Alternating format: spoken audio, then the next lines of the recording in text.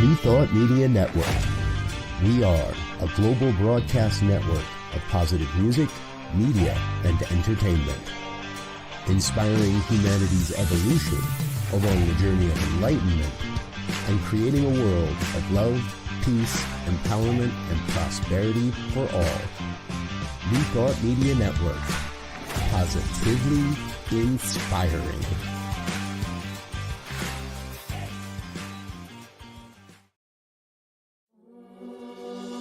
Free my mind, open my heart with the whispers of truth. To live a conscious life, to live a conscious life on the growing edge. On the growing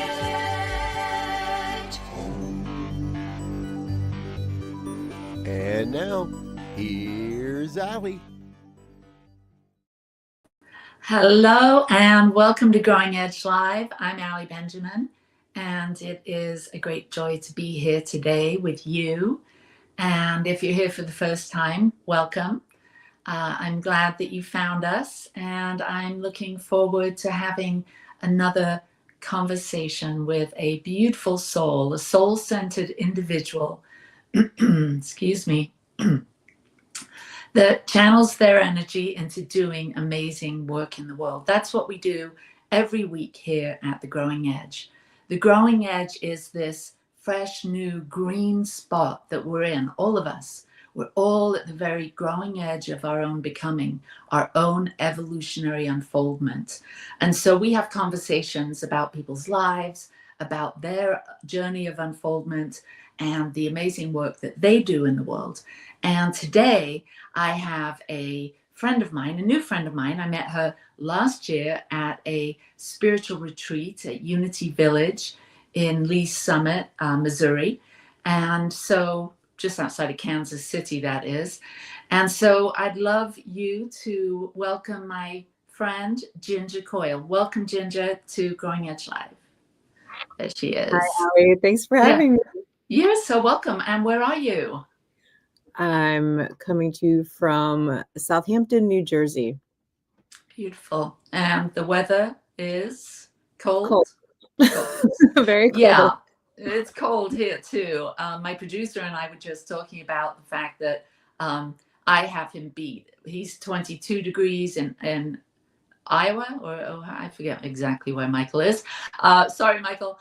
And I'm here in northern Utah, and it's 21 degrees. So I don't know about you, but that's what we're chilling at here today. And yeah, it's a beautiful, bright day, which is good. No snow in the sky. So you're there, I'm here, and we're here to talk about you and your life, and you're a musician. And so I'm going to read a little bit about you. Ginger is, let's see, yeah. Ginger is a spiritual activist and beloved singer-songwriter to the Philadelphia area and beyond. A proud South Jersey native, Ginger has always felt a profound connection to music, starting with piano and later teaching herself guitar. She blended her natural vocal ability with a passion for songwriting, and I actually got to hear many of your songs at Unity Village. She's absolutely amazing. Ginger performs in spiritual communities around the country and is expanding her role as a motivational musician, offering keynote concerts that blend her music with metaphysical teachings to uplift and empower audiences and retreats, conferences, and spiritual setting or educational settings. She's also working on a new album of spiritual chants designed to connect listeners to higher states of being and personal transformation. So that's a lot.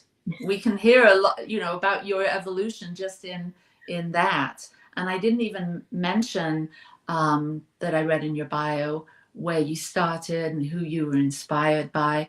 So I'd love to go back in time a little bit. I love talking to artists and creatives and hearing about your early childhood and where these desires to be creative and express that inner landscape, where that all came from. So where did you grow up, and were you always musical? I grew up here in the town that I'm living in currently, and I think that, oh, what is that? Sorry, my camera looks a little weird. I think that I just remember being inspired by, as crazy as it sounds, MTV. I have one of these things on my camera. Maybe I can just slide it. There we go. Sorry about that. Yeah, when I was growing up, so my parents bought farmland out in the Pine Barrens of New Jersey, and it was land that needed to be cleared. After the house was built, they were building a barn, and they would be outside working, clearing blueberry bushes. And this sounds terrible, but it was the 80s, and they locked me in the house a lot. It was allowed back then. So, I mean, I would just be in the way anyway. So I understand why they did this.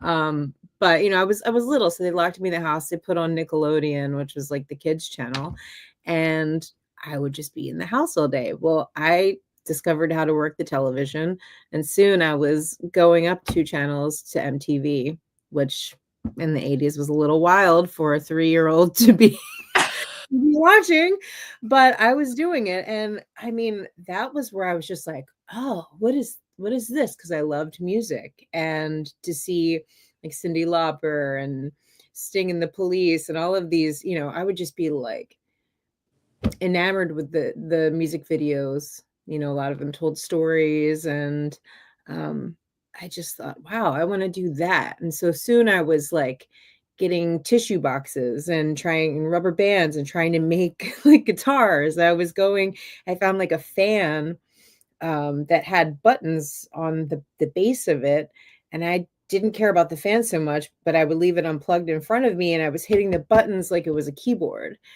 And I think it was my father who was like, what are you, what are you doing this? And I'm like, it's my keyboard. And he was like, oh. So the next Christmas I received, hold on, I'll be right back.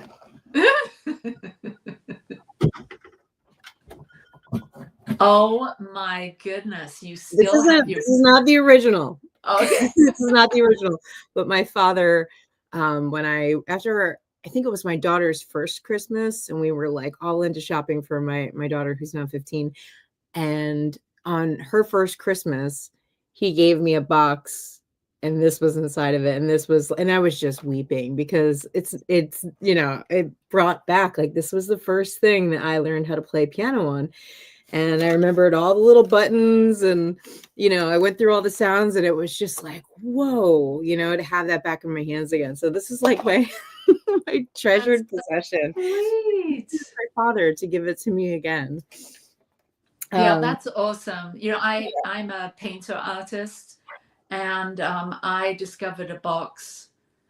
This was years ago now, and it had my water soluble crayons and colors in that I had treasured as a young child. And there is something very magical about revisiting or experiencing something that was so cherished as a child when you were just starting to figure yourself out and what you enjoyed. So I can only imagine the gift of that. Beautiful. Yeah. So anyway, back to the story. I know. You were probably smelling the stuff in the box. It's all sensory, you're feeling it with your fingers, and I'm listening to these sounds, and it's just, it's not the best keyboard, but it was just, at that time, that was my whole world. Like, suddenly, the doors to music opened wide for me with that. So I think, I started to play a little by ear, and he knew a little bit by ear, and he was teaching me things. I was going to a Catholic church, and I remember sitting in Catholic, like, the music is the only thing that held my attention in church. And I loved singing. I loved watching the choir. I loved watching the lady who would get up and lead everybody, the music director of the church. And I thought she was so cool. And now I'm kind of doing the same, that thing, I never thought that that's where I would be, because I think the glamour and the fame and the MTV side of it really sucked me in with, like, well, I can do it that way. So that's kind of what I just always pursued music. I started taking lessons when I was about 6 years old. and that was just piano. And I didn't know how to read music, and I couldn't figure, I just, like, nothing unlocked for me. Like, looking at notes on a page would be like what I would imagine somebody who is illiterate and cannot read a book feels like. You're just kind of like, you have this feeling like you're not, I don't know, you're not enough and you can't do it. And so going into music lessons, I loved playing the piano, but there was always this anxiety that was building because I didn't know how to do it. And I was faking my way through it. I was looking at my teacher's hands and listening to what she was doing and just replicating. Um, and I think that, once we got into more complicated pieces like Beethoven and Mozart, she picked up that I wasn't reading the notes on the page and then I was improvising. And she was like, how long are we going to do this? And I'm like, do what? I'm like 10 at this point. I've been in lessons for a few years and I just played dumb. She was like, how long are we going to lie to your parents? She's like, because I can't take any more of their money. And I was like, what do you mean? She's like, well, I know you're not reading the music. I know she's like, and you're great. You're getting by, but we can't keep doing this. And she's like, what do you want to play? What is going to excite you? Where do you think we go from here? And my answer to her was, I want to play Billy Joel, River of Dreams. I want to play Carole King, You've Got a Friend. There were pieces of music that I was interested in, and I wanted to learn how to sing and play together. And so that lesson, when my mom picked me up, my mom was instructed to take me to the music store and let me pick out a few pieces of just sheet music, like single songs. And then the next lesson, when I went in, she taught me how to read the chords that were noted on the page, not reading the music. Just, it would say the letter C or D or E, F, and then she would teach me the chords and teach me how to put it all together. And I had the ear where I could pick out the melodies with my right hand and I could be playing the chords with my left hand. And this woman her name was Mary. She actually just passed like a week and a half ago. But Mary didn't, even though she put a marble mule on the piano and said, this is you're stubborn, and I still have the mule. I wasn't stubborn. I just couldn't do it, and she eventually let that go and she figured out a way for me, like, to teach me and for me to learn instead of shunning me. She gave me love and figured out that I just, because I had a best friend who took lessons as well. And her name was Sarah. And Sarah could just open up any piece of music and play anything that was put in front of her. And I used to be so jealous of Sarah because she had that ability.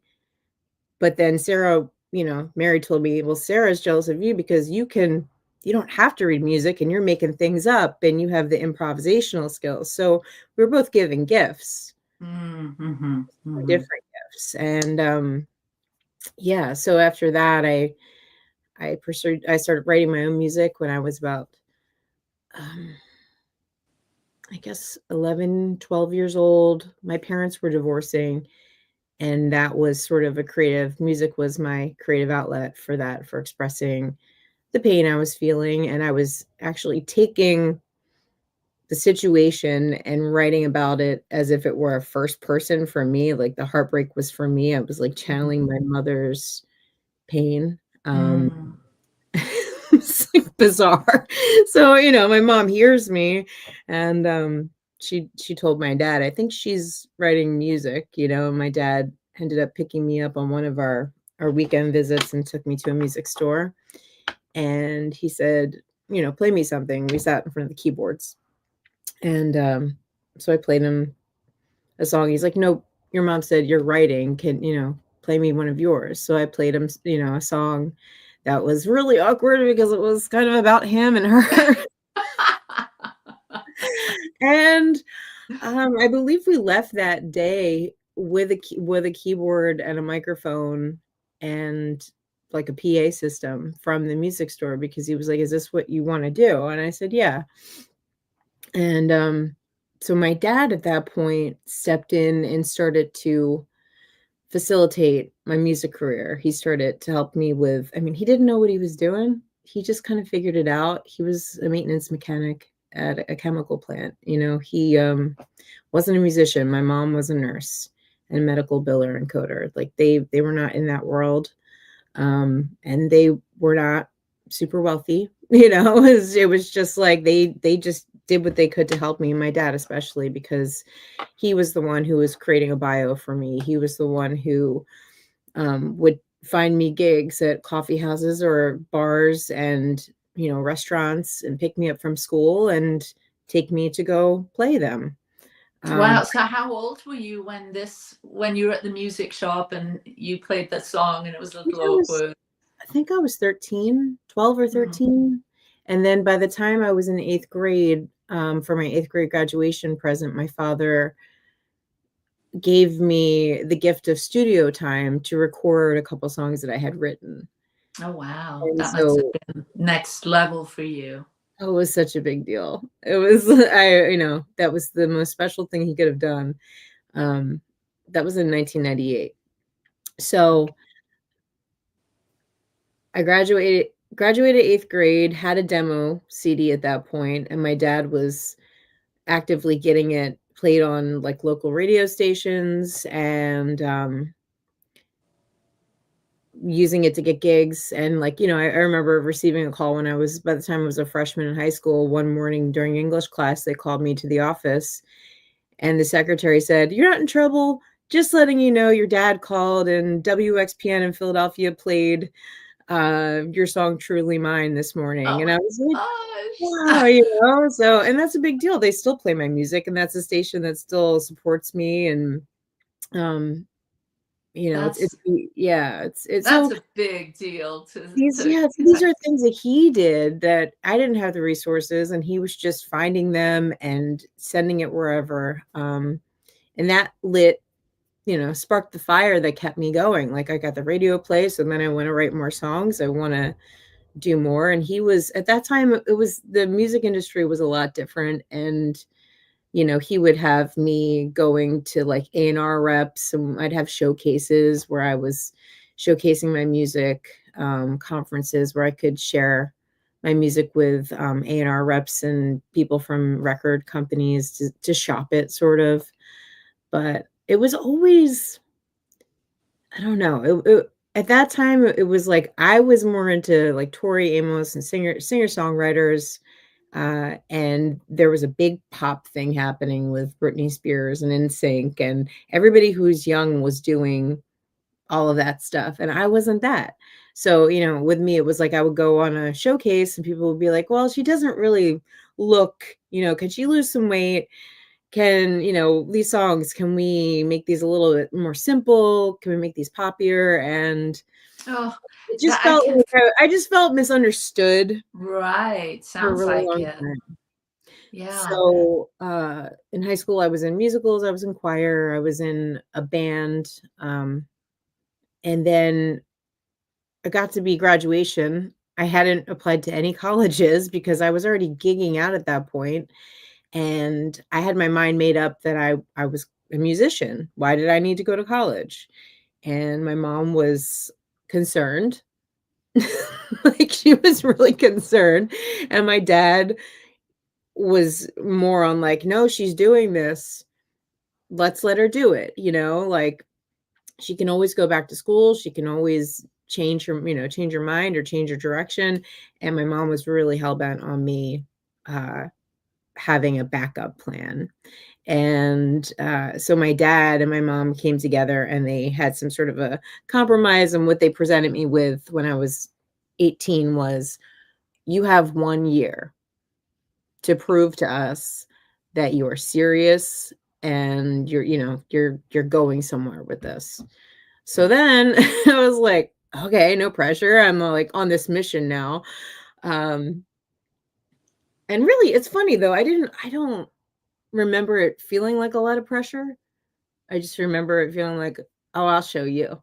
Yeah. Like, to my mom, like, "Wait and see what happens next." Yeah. And at least you didn't have to go to school, right? Yeah, and I felt like, a lot of my friends were going to school, but they had no idea what they were doing. A lot of them didn't have direction. A lot of them were just doing it to go through the motions of it. And I just saw no point in that. I really didn't, because I knew in my heart what I felt, what my purpose was. So I was out of high school. I got a job at a local coffee shop that was opening. I helped them open the coffee shop. I was running it in the mornings, and then I was managing like the booking of music acts to come into it and play it. And while I'm in the middle of that, one morning I got really sick and I couldn't make it in for my shift, and my boss was not happy. And I just remember flicking on the TV, not feeling well, and Wayne Brady had a show at the time. Rosie O'Donnell had like a morning talk show, and then when her show went off air, Wayne Brady had the Wayne Brady show that took over in her time slot. And there was just this random, I'd never seen the show in my life. And he was like, "Are you a singer? Do you want a record deal?"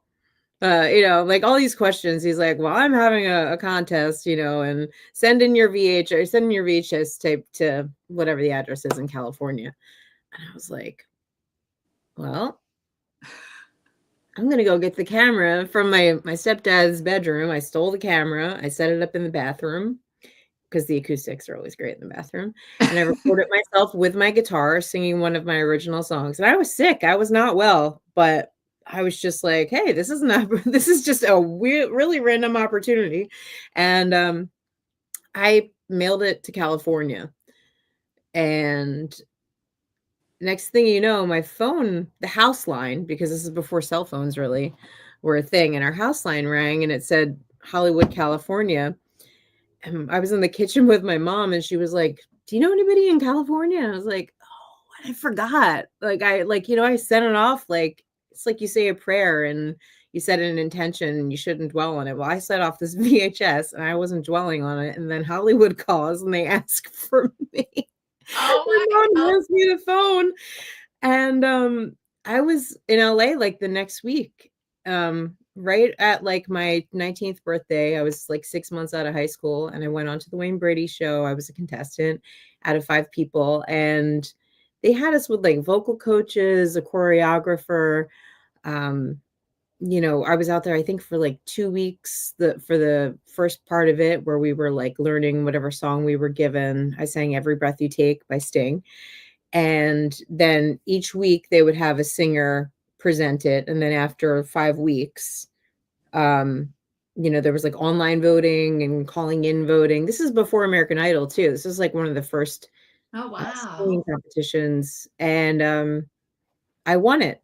And I think I had the high school on my side. I had a lot of like, because I just got out of the high school. So I think that helped. But so I won this record deal with Hollywood Records at 19 and got my mom off my back for a little while at least. So then I kind of stepped into the music industry for real in that world. And it wasn't what I expected, honestly. With Hollywood Records, they didn't really care too much about my direction as an artist and who I wanted to be and what I wanted to say as an artist. And I mean, really, I was figuring that out myself too, but I knew what I didn't want to be. And that was like a pop princess. That wasn't my thing. So they had Hilary Duff at the time was like a Disney teen that was really big and the biggest person on their label. So I think they just saw me as, oh, well, she's 19, about the same age as this girl. We're going to put the same formula to her. So they sent me to work with a songwriter in New York City who did like Save the Best for Last for Vanessa Williams and a bunch of big hits. But he was turning everything that I was writing into songs I really, they was just like, they weren't my songs anymore by the time I was leaving this guy's home studio. And I ended up asking to work with a different songwriter, and it didn't work out. Nothing worked out with that. I ended up having to walk away from it because they weren't honoring my vision as an artist. So I stepped away from that. I went to go work with another producer in Orlando, Florida for a little while. And it was kind of like the same thing kept happening with the pop stuff. know what the lesson was there, but I ended up back home again. And one of my friends from high school, who was kind of rapper producer, he was working at a studio in New York City called the Hit Factory that John Lennon worked out of. And I mean, it was just like big, it was a really big studio, and he was interning there. So people would leave their sessions. He would call me up. He'd be like, Alicia Keys just got out of her session. And he's like, can you come up here and meet me? Because he could keep the studio open. And because he was the one responsible for shutting it down. So I would come in after these people left, and then we would work on music together. I would record my own original stuff, or he had this project, after a couple times going up, he's like, can you just sing and make a hook or something on this hip hop thing that I'm working on? So I started singing just like choruses and hooks on hip hop tracks that he was making. And he had a whole bunch of songs, and I was adding to them. And he would also grab session players from these, expensive sessions that were happening. And he'd be like, hey, can you stay? I need a guitar on this. And he was creating this project. And then eventually he had it mixed by somebody at Sony. And this guy, Glenn, submitted it to an urban showcase with BMI in Atlanta. And before he knew it, he was being invited to perform these songs in Atlanta for an urban showcase for BMI, and he didn't have a band together. He didn't have anything together. So we became a band. He invited everybody who collaborated to become a band. We were called the Thundercats, and we all met each other, rehearsed, and then drove to Atlanta and did a showcase for Usher, and Lil Jon was hosting it. I mean, it was like the who's who of urban music at that time in 2006. And we won the showcase. So we won this showcase. We weren't even really a band. And then suddenly we needed to be in Atlanta because all of these really high profile producers wanted to work with us. And then there was a bidding war for us to sign. And we ended up signing with Murder Inc. and Universal Motown. But that was just a wild ride, especially because I said, I don't want to be a pop princess. I don't want to go in and I kept saying, no, no, no, no, no to all these things. And then I end up on this crazy ride with my friend in this project. And before I know it, I'm in short shorts, singing hooks in a hip hop band. Why? I don't know. Life is funny.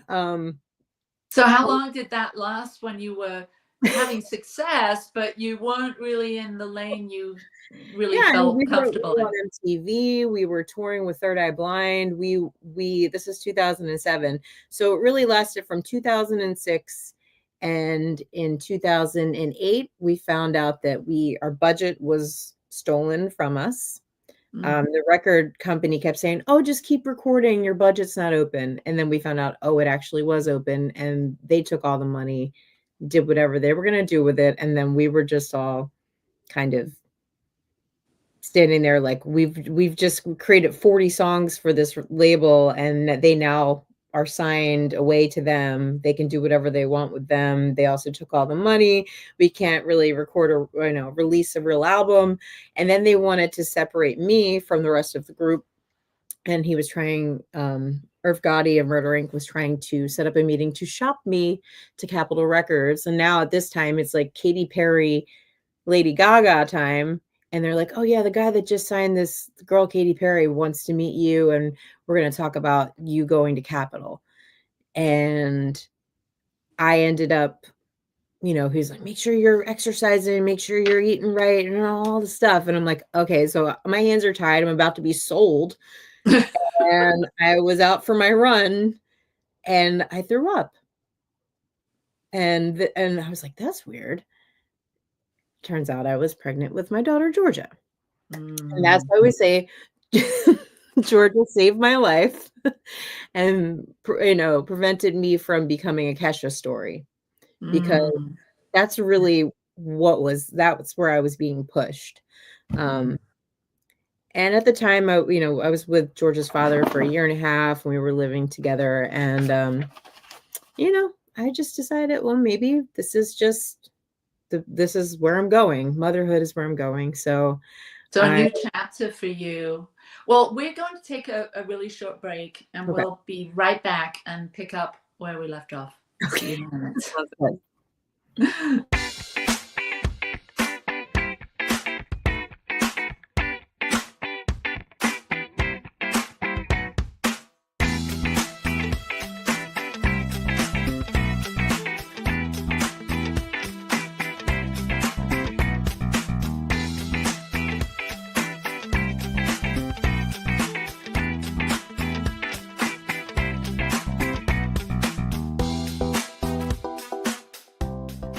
Please help us say thank you to our organizational sponsors, including the Hefferland Foundation, Affiliated New Thought Network, International New Thought Alliance, Science of Mind Archives and Library Foundation, Center for Spiritual Living Denver, Center for Spiritual Living Midtown, New Thought Philadelphia, Planned Happiness Institute, Summit Center for Spiritual Living, One Heart Retreats, Center for Spiritual Living on the Lake, Unity Kitchener, Unity Spiritual Center, Ottawa, Om Center for Spiritual Living, Satya Center, Begin Within Ministries, Center for Spiritual Living North Jersey, Unity of Savannah, and the Center for Spiritual Living Seattle,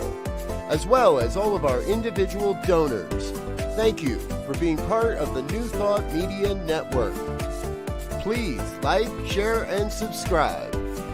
New Thought Media Network, positively inspiring. New Thought Media Network proudly presents the 2025 season for Nonviolence Meditation Series, January 31st through April 4th. Embrace nonviolence every day with our 64 unique video meditations. Join us at 6 a.m. Mountain Time or watch anytime on our YouTube channel. Featuring a collection of New Thought voices, the 2025 season for Nonviolence Meditation Series. Only on New Thought Media Network, January 31st through April 4th.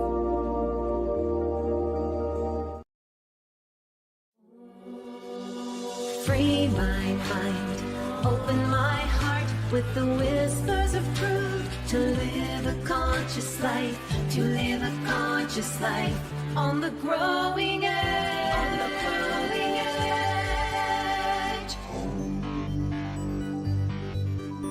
And now, here's Allie. We're back with Ginger Coyle here, and we're talking about her music roots and her early career, or the dance that you played with this wild and crazy industry. So how did you were pregnant, that started you in a whole new direction. What happened? How did you say goodbye to that world? Was it easy, quick, and moved on, and how did you keep in tune with your creativity and your music, being pregnant and entering this new stage?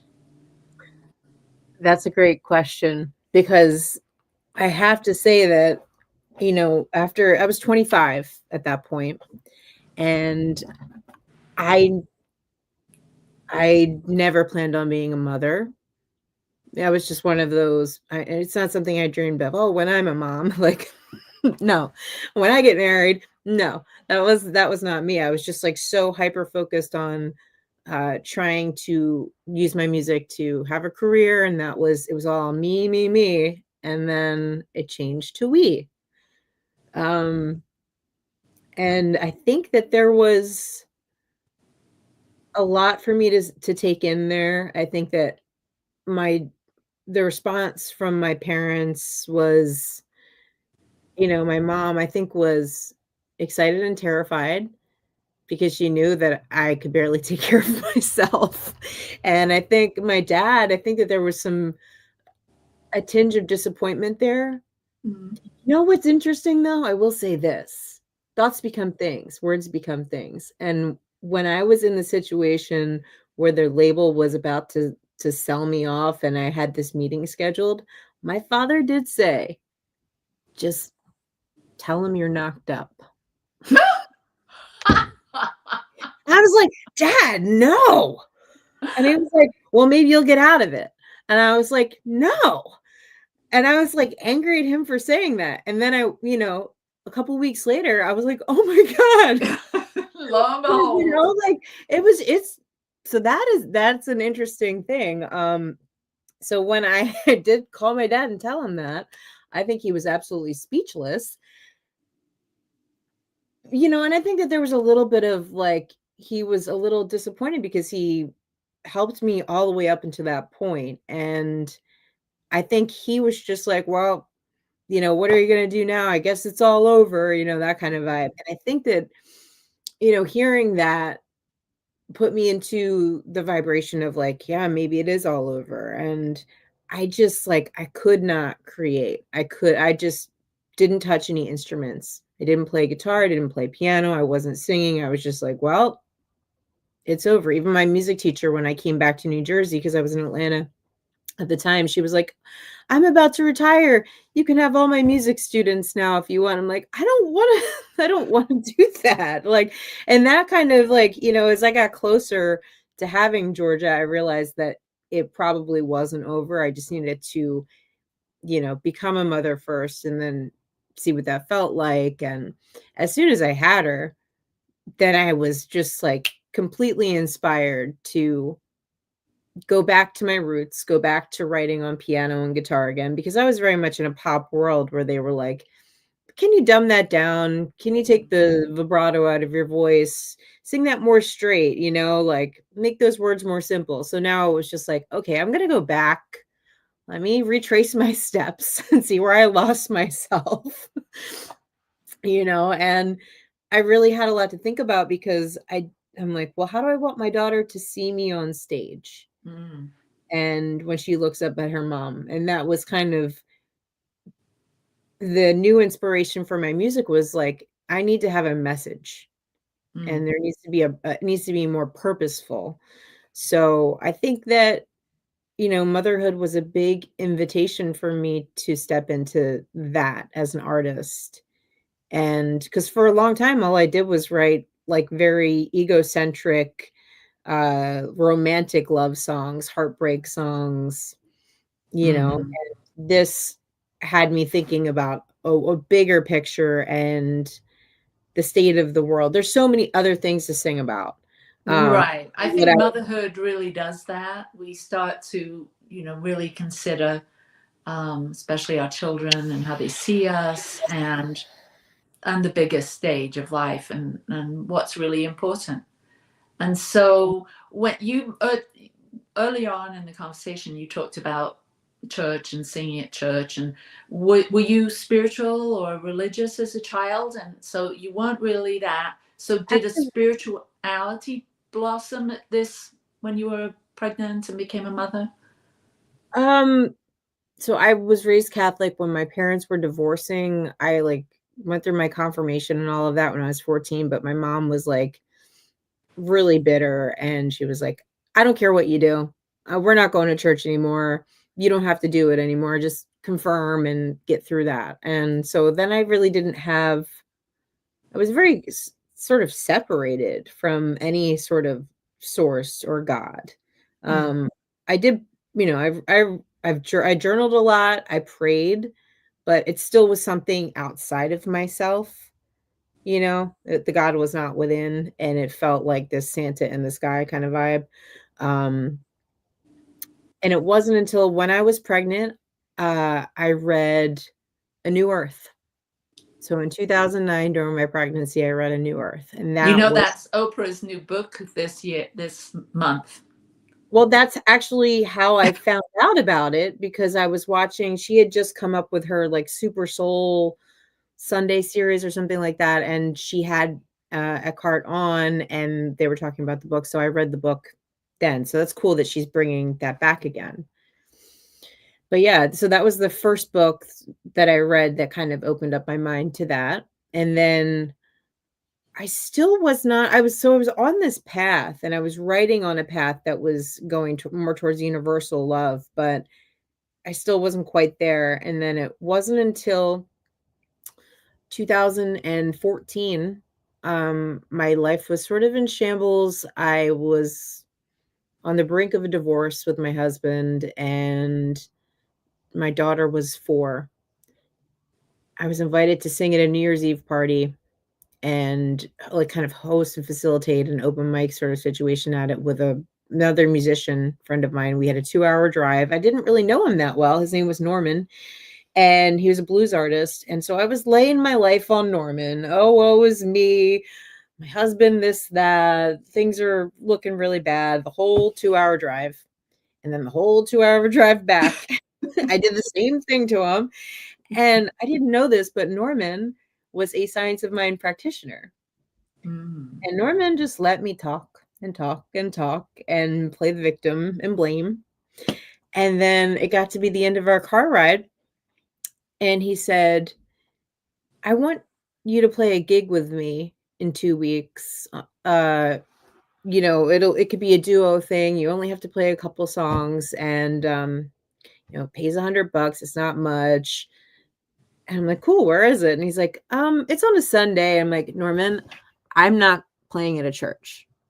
And he said, it's not really church. It's more of a, spiritual thing. And I was still on the fence about it. I still didn't give him 100% answer. And it got to be the week of, and he called me and he was like, hey, I was wondering if you want to get together to rehearse those songs. And I was like, I guess I'll do this, So he came over and he was explaining to me, we're doing more pop songs. And he's like, all right, we got to change these words around and make this line more positive.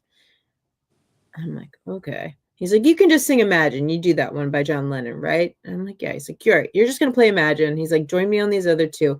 But it was interesting to watch him take secular songs and switch some lines around and change the language. So I was kind of like, watching what he was doing. We played the service, and I have I'll never forget that day. It's just so welcomed, so loved, so appreciated. And I didn't know that communities like that existed. Wow. Where was that? What do you mind saying? Center for Conscious Living in Morristown, New Jersey. Oh, Carol Lawson's center. Yes. Oh, beautiful. And so she became, then I was on every other month with Norman playing as a duo. And then Carol Lawson became my first spiritual teacher, and I took foundations with her. And I finally found a place I could call home spiritually. And I finally realized that the power of my words and my thoughts, and even bigger than that, with the songs that I was writing and putting out into the world, the songs that I would choose to perform when I was playing cover gigs in certain audiences. Like, what are they receiving from me? It was just like mind blown. You started to see that you're actually creating an impact, not just like musicians do in general, but you could be more conscious with the choice of your words, your songs, and intentionally elevate or rise the frequency or the energy of Oh, and isn't that the name of your album? Higher frequency. So yeah, and it really made me look at the album that I had just released in 2012, and there's things about it that are new thought. Like it was coming to me, but I was very sarcastic, and the words had negative connotations. So I was actually going back and rewriting songs that I had already released, and then I was starting to write songs to be played at Center for Conscious Living. So, and it's funny too, once I started to play at Center for Conscious Living, a woman who booked me named Dina reached out. She's like, I heard you're at Center for Conscious Living. you know, my husband Bill has a church in Philadelphia called New Thought Philadelphia, right? And I had no idea. And so that led to me playing at Bill's church. And then it was just like one church led to another church. And now I'm at 5 or 6 different, you know, between Philadelphia, New Jersey, and Delaware. I just bounce around every weekend and play at a different spiritual community. But they all inspired my album Higher Frequency, because I realized that with my words, with my songs, I could raise the frequency of the planet just by people listening to these songs, being inspired to raise their own personal vibration. So tell me about your creative process now in songwriting and music writing, when now that you've taken a few years worth of classes and studied, and you are a spiritual practitioner, correct? I am 2 terms away. Oh, close. I'm almost there. Yeah. So tell me about how, because you're connected now more consciously to, channel music from who knows where. So how does that all work for you now? It's so much easier for me now, because I really have, I feel like before my writing, I would be so concentrating, like so focused on what the audience was going to think, and I was in this mindset of like, oh, if this ever goes in front of a label, what is that person going to think, and what's everybody going to think? Now I'm in a whole different mindset where like it's like, okay, how, I'm not even thinking about that. I'm completely letting myself and the thinking mind go. I drop into my heart space, and music for me is more of a meditation where I allow it completely to come through, and it is a place of no thought, really. It's just, I turn on the recorder next to me, on my phone. I just start recording as soon as something starts knocking at the door, and I let it in. And, I have recordings that you can hear the whole process, and the words just sort of come through. The music usually comes first, and then the words start seeping through. And then I make sense of it. And like, what is this about? What is the main idea? And I'll write it down in the center of a page, and then just start writing around that, spiderweb all the feelings I have around that. And then it eventually turns into a piece of music. But like, because I'm in these communities as well, every week I have a call with a reverend who's giving me a talk topic. And every week I'm sitting there going through my list of songs that could align with their talk topic to make their service the highest and best. But for instance, last week there was one on, just the newness of the year, letting old things go, inviting in the new. And I'm going down my list, and I had a couple that fit, but I didn't have enough for the whole service. And then I was just like, why don't I just write one? And it's really rare that I sit down with the intention to write, but I felt moved to challenge myself this past week, and I wrote a song on Wednesday, and then I sang it on Sunday at church, and it's becoming easier. It's really becoming a lot easier. Wonderful. So I have a few questions that I'm just starting. You're my first one. We've been doing the podcast for about over a year and a half now, and I'm thinking, like you just said, it's a new year. It's a chance to shuffle the deck and figure out some new ways. And so I have some questions, and I'd love you to finish. I'm going to say it, and then you finish. So I am. How do you finish that thought? A radiant point of light. Beautiful. My vision is clear and concise. My relationships are loving and kind. My philosophy is I can change my thinking, and I can change my life. You are definitely a student of Dr. Ernest Holmes.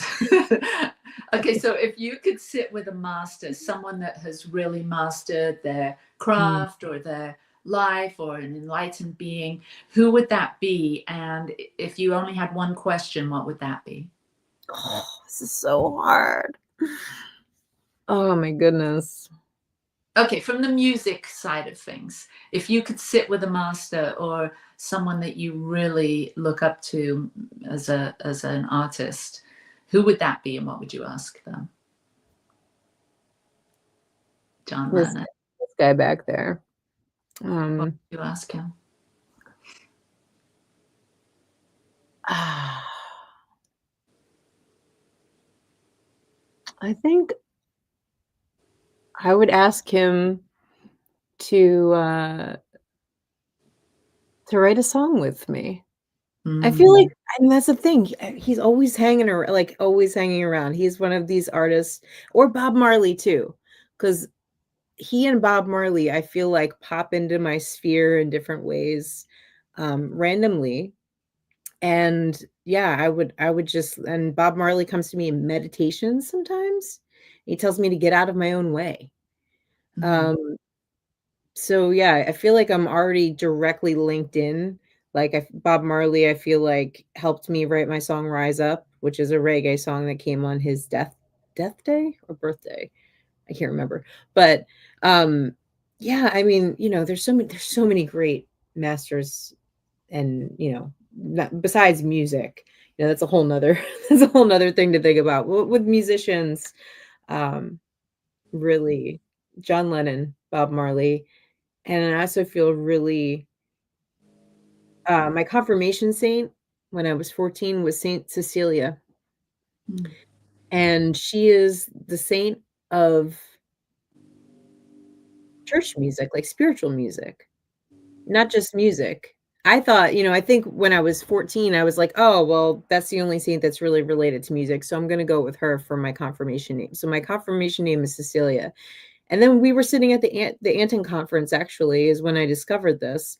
We were honoring the woman who had she did all the animal welfare work. I forget her name, but they said that she had a confirmation name of Francis, I believe it was, the patron saint of the animals. And then I was like, and then it hit me as I was sitting in the Anton audience. I was like, wow, mine was Cecilia. And then I went back to my room at lunch and I was Googling Saint Cecilia, and beyond music, she's the patron saint of spiritual music. And I just think it's hilarious that, like, as a young child, I chose that. And then here I am now, full circle, went through the whole journey, and I'm currently in church music. So I feel like Cecilia has been with me the whole time, and she's probably like, girl, what are you doing?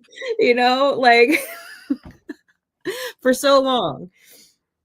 And so that's a beautiful connection. And the idea of a muse, to that we can sort of align with that, a role model or a saint or someone that has maybe not walked a path exactly like ours, but has some, we have some connection to. I think that's a beautiful thing to develop. And to know that happened so long ago, that it's almost like that your soul, that part of you that was never born and that would never die, has already had this lifetime experience. And Saint Cecilia could be, it could have been you in another life, or, a higher dimension, or on your team, or helping you to channel those songs. I'd love to have heard that one that you wrote last year or last week. Yeah, it's I think you will too, because that's kind of what's on the horizon, is creating another record that's more congregationals, more chants. And high frequency it's more of a soul record. It's got like a 70s vibe to it, and it's not really a lot of the songs are not like sing-along congregational. So I've been creating a lot more of those, even for the Anton conference. I had the download for the Boundless song, and I shared that with Anton.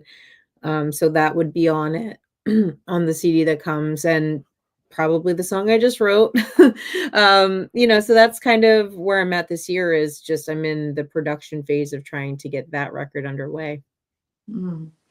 So what is your growing edge at the moment? And I know you just shared that, and that's a lot about what you're working on now. But as you think of it in regards to your entire life, where you are right now with your kids, and you said you've got a move coming up. So what is your growing edge? If you look at it from that perspective of, I'm about to take a next step, what is your evolutionary growing edge? Well, I mean, I think that I'm moving, and I think that it's also like stepping into um the motivational musician role, where I really want to take the music and I want to take these metaphysics, and aside from just putting out an album, go and inform people,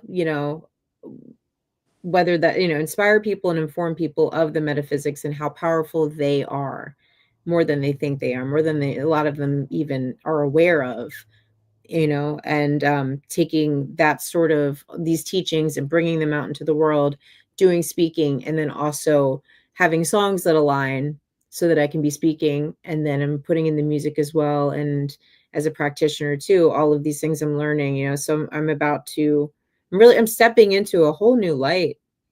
Music is just kind of a piece of it now. It's not the whole vision that I once thought it was. It's part of a much bigger vision. Yeah. Yeah. So what that future self that, a year from now, imagine that you've already done it. You're already her. What are the emotions and the feelings and the values that you have in that year from now Ginger world? I think I'm going to feel really proud of myself, like when I look back on, especially talking about today, everything that I've been through. I don't really talk about the Thundercats and, how I was in booty shorts and all of that stuff. It's like when I really, really think about the long and winding road that's led to right here and right now, I think that I have become somebody who really knows myself. And I know my values. I know what I stand for, and I want to help others step into that, because we can all be pushed and pulled and influenced by others, by social media, all of it. And I think that values and morals can be lost very easily in this world. So I think that a year from now, I'm going to be really happy with everything that I've created content wise with music. And I think also as far as what I am offering to the world as a speaker and a presenter, Well, myself and a practitioner. yeah, you'll be a practitioner. You'll be this enlightened music guru. I don't know. I'm just gonna take it one day at a time. Oh, the guru is a lot of pressure. Yeah, it is. Well, scratch that. Anyway, thank you, Ginger, for being on the show today. It's been a really delightful conversation and getting to know you. And I look forward to seeing you at the retreat if you're going next year, and buying your next album. Woohoo! All right. Be there. And the plan is that I have my new collection of songs with me to share, because that's the goal for this year, is to really focus on that. Awesome. Well, thanks again. And thanks everyone for watching. We'll see you next week for our Enneagram chat, and peace and blessings to you. Lots of love going out. And we're here at the Sati Center to support you. Thank you to New Thought Media Network. See you next week. Bye-bye. Free my mind, open my heart with the whispers of truth, to live a conscious life, to live a conscious life on the growing edge.